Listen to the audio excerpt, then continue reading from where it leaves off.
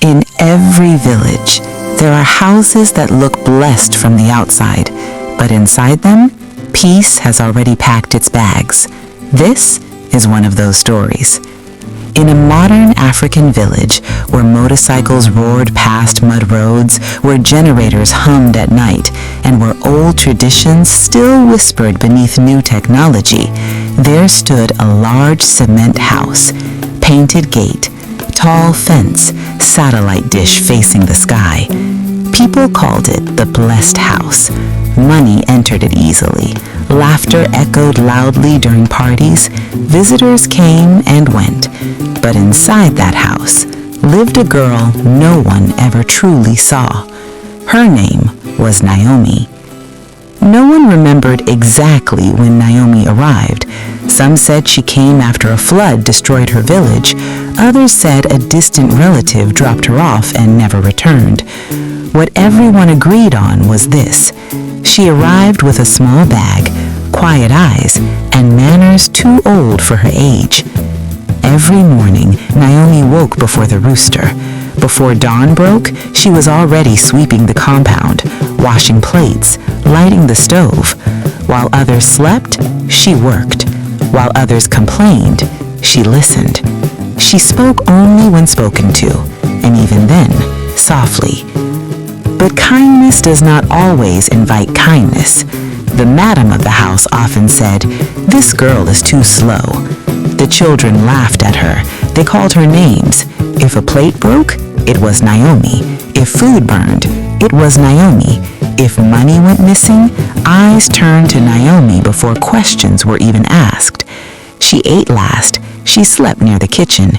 She carried blame like water carried dust. Yet Naomi never defended herself, because some people are quiet, not because they are weak, but because they are listening. Long before Naomi became a house help, she was a granddaughter. She had been raised by an old woman, a grandmother whose eyes saw more than faces, a woman who spoke to dreams as if they were visitors, a woman who treated herbs like relatives. Her grandmother used to say, "Not everything loud is powerful. Not everything quiet is empty." On the night the old woman died, she held Naomi's hands and whispered words that buried themselves deep in her heart. One day, the people who break you will need you to live. When that day comes, do not harden your heart. Years passed. From the outside, the family prospered. But slowly, like termites eating wood from inside, something began to go wrong. Money slipped through the father's hands. Deals collapsed at the last moment. Trust turned into betrayal. Then sickness entered the house, not the kind doctors easily explain. The father grew weak, too hot one moment, too cold the next. Tests showed nothing. Medicine failed. At night, lights flickered. The generator stopped without warning. Dogs refused to enter the compound. Fear arrived quietly and refused to leave. Pastors came, prayers grew louder, oil was poured. Still, nothing changed. One night, while the house slept in fear, Naomi dreamed. She stood on a path covered in ash. Her grandmother stood before her, younger, brighter, holding a bowl of ashes and a calabash of water. Her grandmother said, "The house is sick because the heart inside it is sick. What was swallowed must be released." Naomi woke up trembling. She did not tell anyone. Quietly, Naomi began to prepare. Ashes from the old stove, leaves from behind the compound, water drawn before sunrise.